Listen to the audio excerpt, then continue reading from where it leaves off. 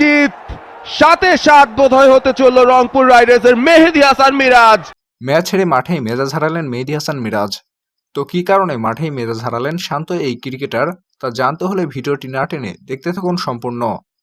এটি ছিল বিপিএল এর 20তম ম্যাচ, যেখানে নুরুল হাসান সোহানের দল আগে ব্যাটিং করে টার্গেট দেয় 186 রানের, এবং এই রান তারা করতে নেমে মেহেদী হাসান মিরাজের দল শুরুটা বেশ ভালোই করেছিল এবং জয়ের বন্দরে ছিল, কিন্তু তার দল তীরে এসে তড়ি ডোবায়।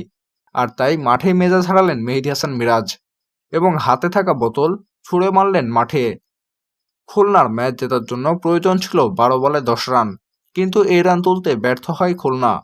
শেষ ওভারে বোলিং প্রান্তে ছিলেন সাইফুদ্দিন এবং ব্যাটিং প্রান্তে ছিলেন নেওয়াজ খান, কিন্তু এই রান তুলতে সাইফুদ্দিনের দুর্দান্ত বোলিংয়ে পরপর 2টি উইকেট হারায় খুলনা এবং 20তম ওভারে শেষ 2 বলের বেলায় মেজাজ হারায় মেহেদী হাসান মিরাজ, যা দেখে মাঠের সবাই হতবাক। তো দর্শক, মেহেদী হাসান মিরাজের মাঠের মধ্যে এমন আচরণ আপনারা কিভাবে দেখছেন তা অবশ্যই জানিয়ে দিবেন আমাদের ভিডিওর কমেন্ট বক্সে। আমাদের সাথে এতক্ষণ থাকার জন্য আপনাকে জানাচ্ছি অসংখ্য ধন্যবাদ।